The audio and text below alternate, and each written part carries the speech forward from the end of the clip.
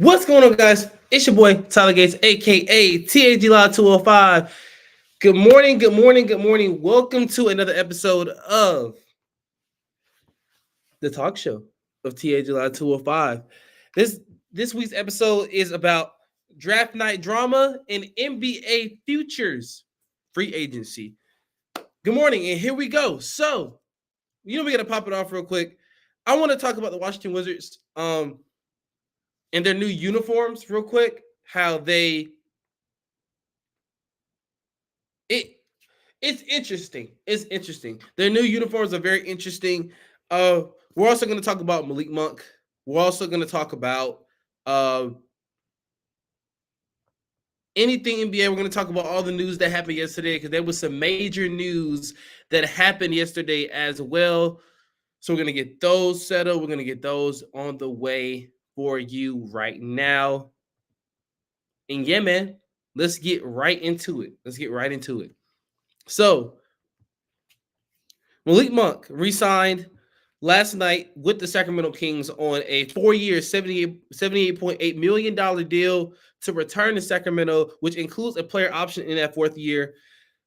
It's significant to kind of jolt this down, and we're going to break this down, of course, but to kind of have that notion of we need to actually win now. This is a make or break season for Sacramento. And when you mention all of the accolades and all the aspects that this franchise has in the past, but they still can't get over that hump to get to that brass ring, to get to that championship banner, right? And as we've seen the Celtics do with Tatum and Brown, people saying that they couldn't get there. Well, this is a make or break season if you are Sacramento. De'Aaron Fox is not getting any younger as he will be 25 or 26.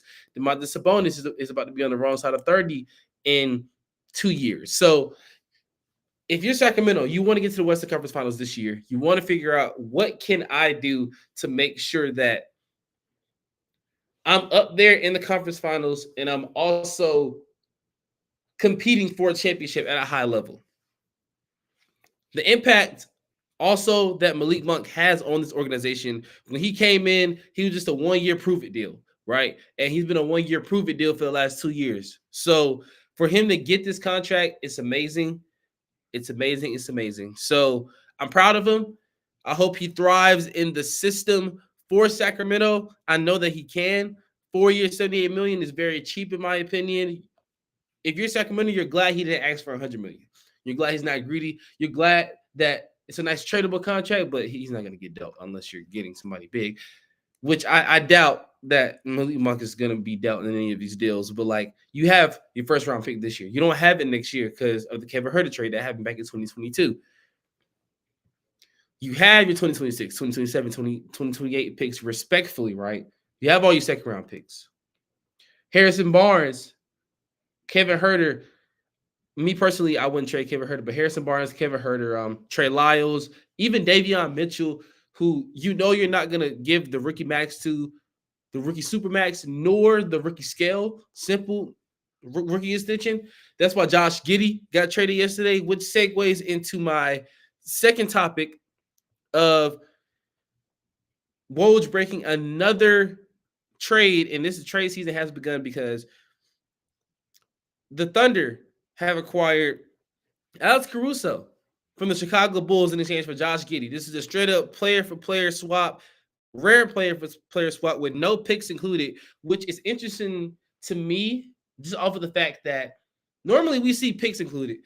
Second-round picks, fake first-round picks, fake second-round picks. We see something involved.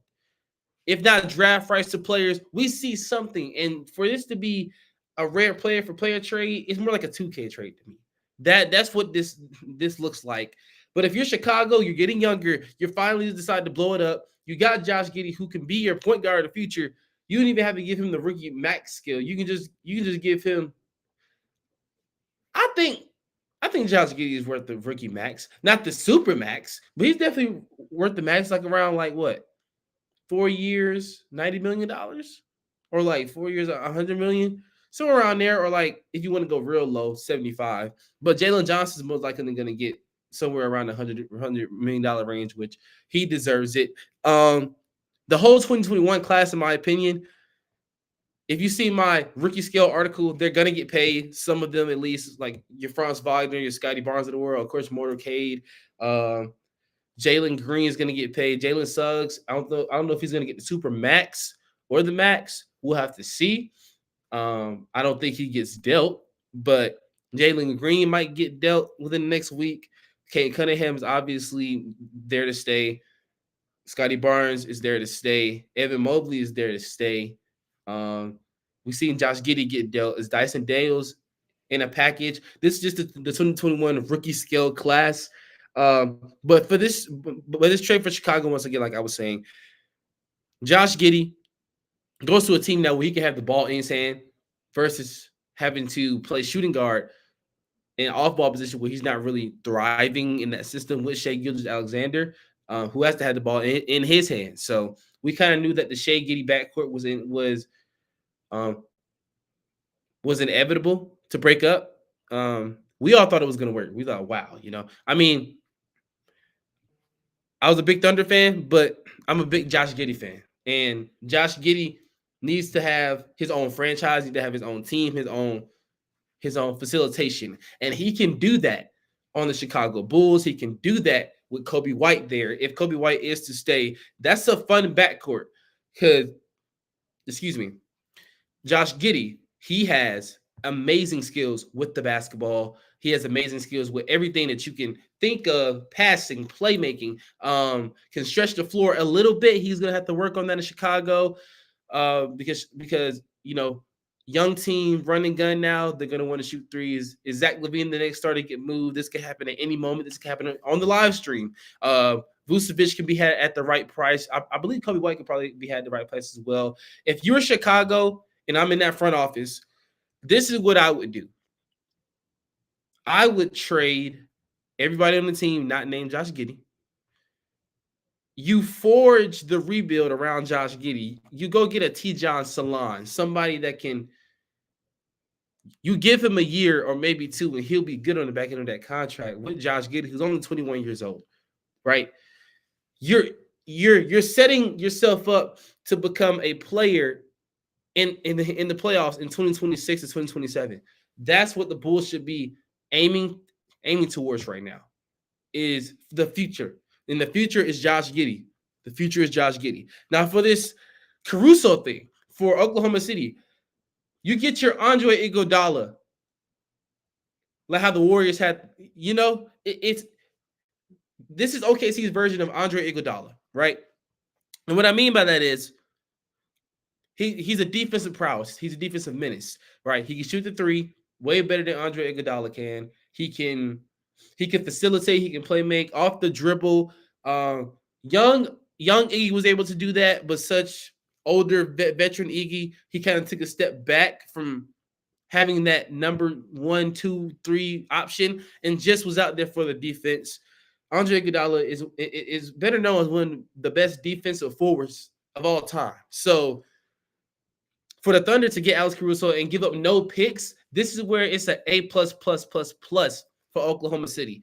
In Chicago, it's also an A, but it's not an A+. It's an A- because you get no picks back. But you did get Josh Giddey, a young player who you can extend up until October 21st, I believe, of this year. So you go through with him and his agent and his agency, and you talk through an extension because Josh Giddey is the future in Chicago, and I believe that he can thrive there. Now, the analysis on why both teams might have agreed to this deal. No picks, one. I don't know why Chicago didn't agree to it with no picks, but hey, we all know Chicago. They terribly run organizations sometimes.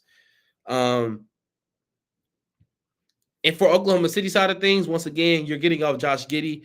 You knew you weren't going to bring him back. You were going after somebody that could guard Luka Doncic, that can guard Kyrie Irving, that can guard the Anthony Edwards of the world, that can guard Jaden McDaniels, players like that can guard a De'Aaron Fox, those players, a Stephen Curry.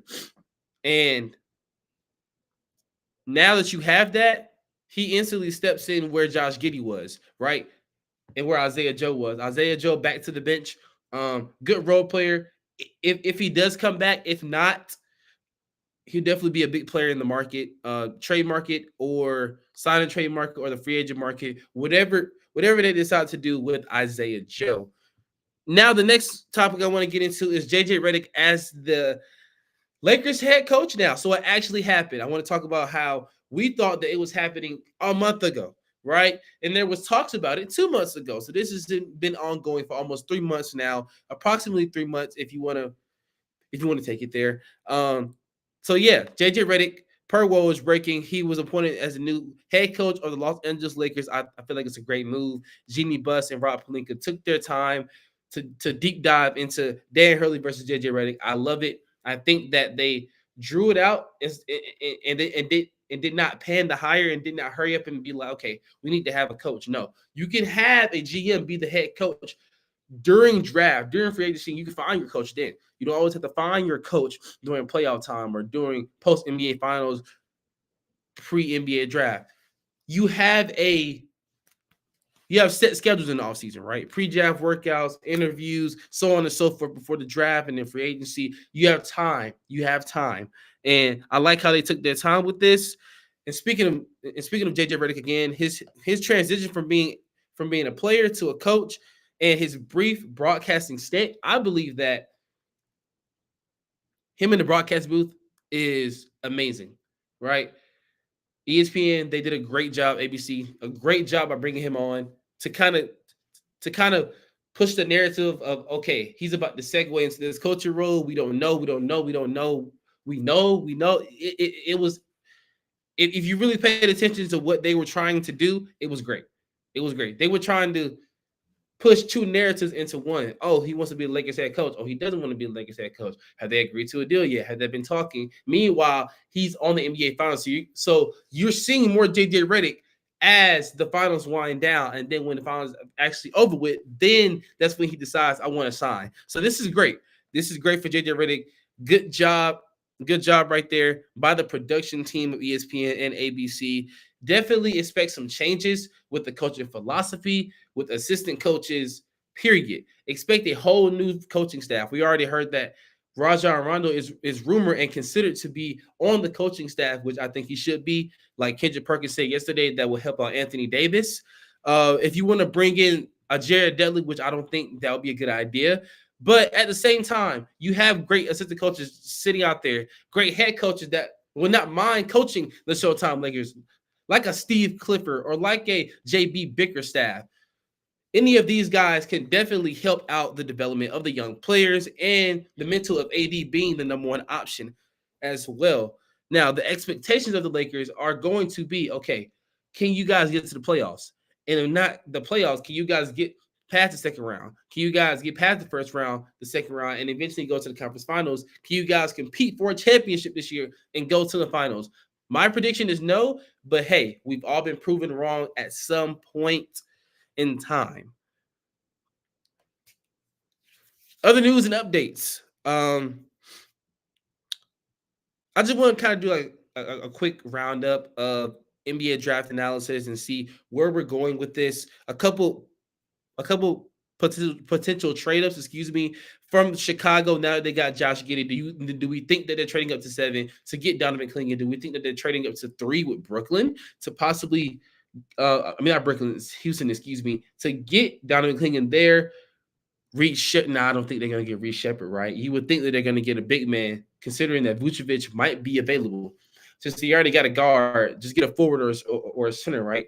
I have them getting T-John Salon at 11. Now you can move up to 9. You can move it to 7 or 8 with San Antonio, Chicago, or Memphis.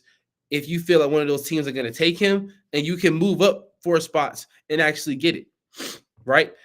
If you are Chicago, you are entering into a rebuild that was inevitable to happen.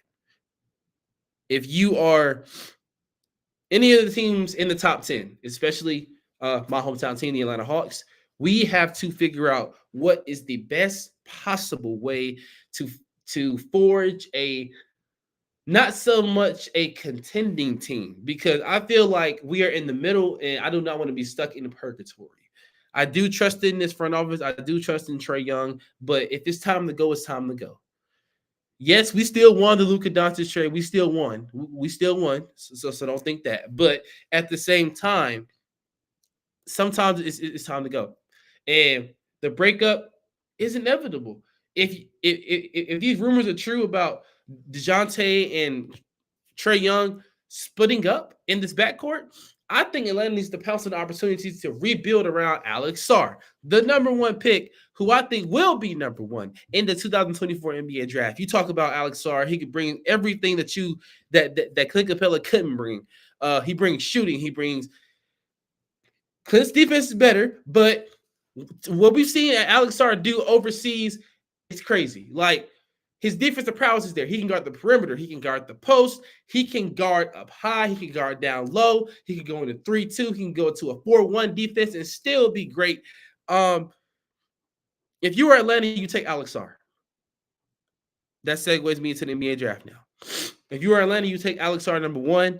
There's no ifs, ands, or buts about it. No ifs, ands, or buts about it. Number two, if you are a team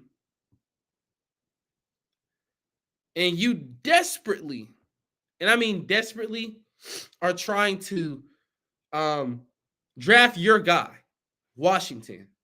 I already said Atlanta, but Washington, Houston might trade out of this pick, which I think they should. Washington, Ricochet or Klingon, those are the two guys you need to target.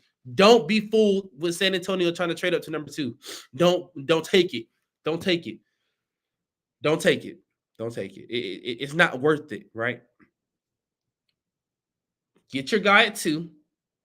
Try to come back in the top 10 if you are Atlanta or Washington and get another guy.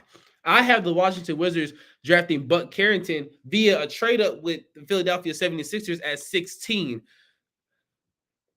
Tyus Jones is a placeholder for Bub Carrington, in my opinion. Bub Carrington, Bilal Coulibaly, and Zachary Ricochet,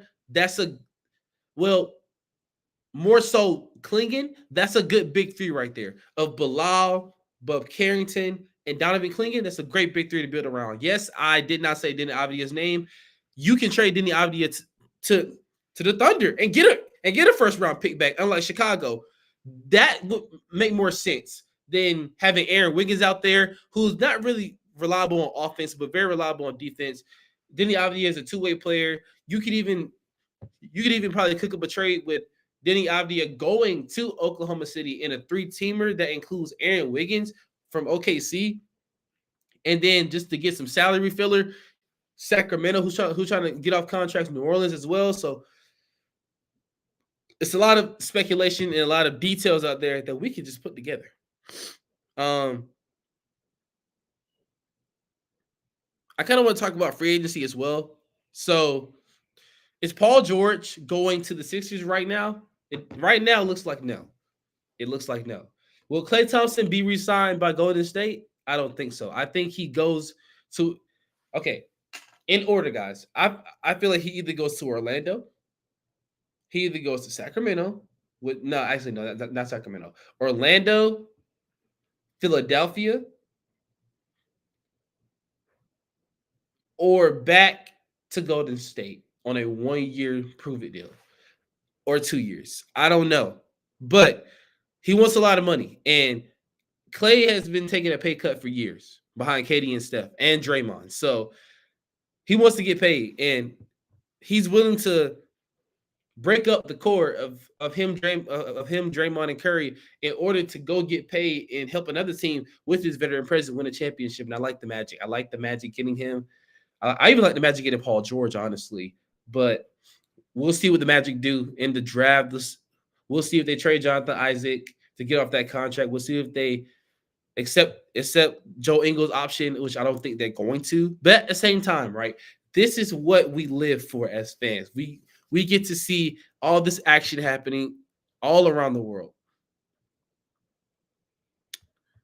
And one more thing, too, as we get into the last 10 minutes of the show,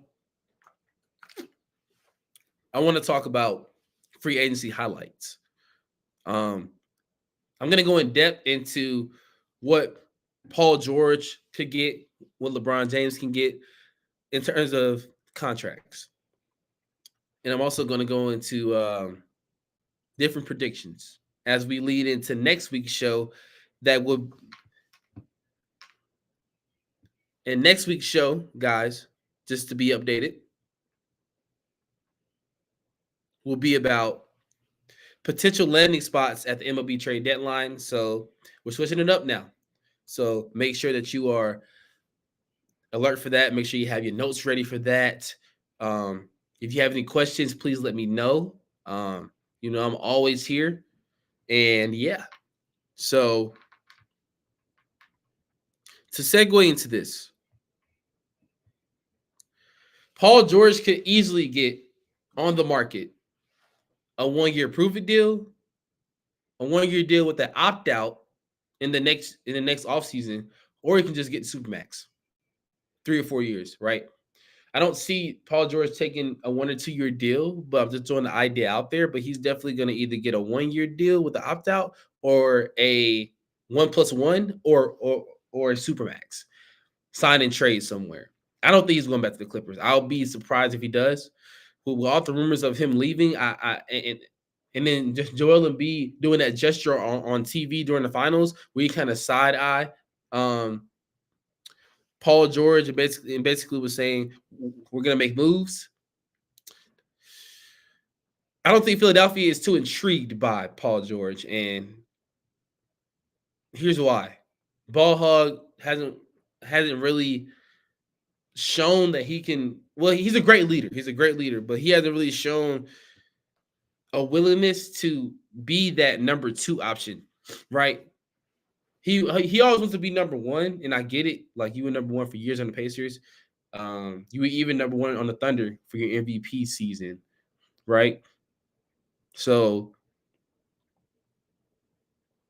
at the same time, guys, as I narrow this down, at the same time, Paul George has to realize that he is not he is not alone in this fight, and just about, oh, where should I go? He's not alone. We all think that you should go back. We all think that you should go back to the Clippers, and y'all should finally win a championship next year, right?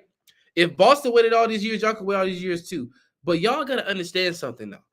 Y'all have got, and I mean got, to get the right free agents. Y'all cannot just sign any veteran minimums out there to 33, 30, 34, 35-year-old guys on the tail end of their careers. You have to get young players, young guys like Alex Caruso, who's still young, but is a veteran in this league, guys like that, right? In the trade market, right? Can you get a DeJounte Murray? Yes. Can you get a Zach LaVine? No, probably not, because of his contract. The Brandon Ingram? No, it's not possible.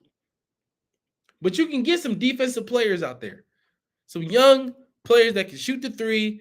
Like a Corey Kispert would be nice for the Clippers. Even a Denny Abdia, Point Denny would be nice on that team next year with Kawhi Leonard and Paul George, in my opinion, would be nice. Absolutely nice. And then talking about potential fits for teams looking for just all-star perennial guys and to strengthen their roster. If you're Sacramento, once again, I'm going to go back to them. Make a break offseason for you guys. Strengthen that roster. Go after a Brandon Ingram. Even go see the availability on Julius Randle or a Joel Embiid, which I think is impossible. A Corey Kispert off the bench. Even a Denny Avdia would be good. 2-way player, right? There's so many options out there, man. So many options. A Tim Hardaway off the bench. I know he didn't have as great as a playoff series or final series as we know Tim Hardaway to have, but he could be an impact player off that bench, and it's a little bit cheaper and it's on a 1-year deal, unlike Harrison Barnes. So you can think about that. I will also be doing a live Q&A as well on the date of the draft on my Instagram. So definitely be live for that. Taking questions, taking comments about various trades, if we get any more, if we get any more signings, if we get any more rumors, if we get any trade ups on the day of the draft, on the afternoon of the draft as well. And that segues into next week's show, which I said we're going to talk about the MLB trade deadline, and that's going to be coming in hot and heavy. So, to close it out, what are we guys thinking about the draft this year? Is it weak? Is it strong? Do we see all-star potential or do we see bust potential?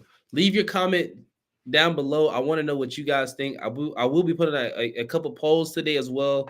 I will be putting out an article at 9:30, so be on the lookout for that in regards to some moves that I think are coming very, very soon.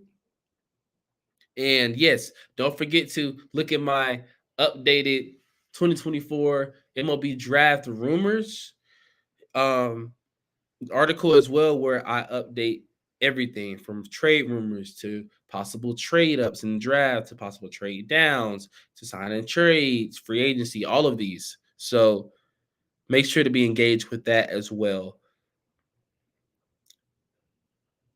Potential topics going forward on my Twitter, free agency. Of course, that's the big one. Summer League will definitely be something that we're going to cover, and early predictions for next season. Predicting starting lineups, predicting bench rotations, and predicting team records. Predicting stats, that's going to be difficult. But if you go on my Twitter, I will have my Bilal Coulibaly year 2 stats out, if not already out right now. So go check that out. But make sure to stay live, man. Stay live. I will be getting back on here, like I said, tomorrow or the next day as well. So definitely stay tuned. Swap speculation should be coming soon. A new video for that. So stay tuned, man. Stay live, and I am out.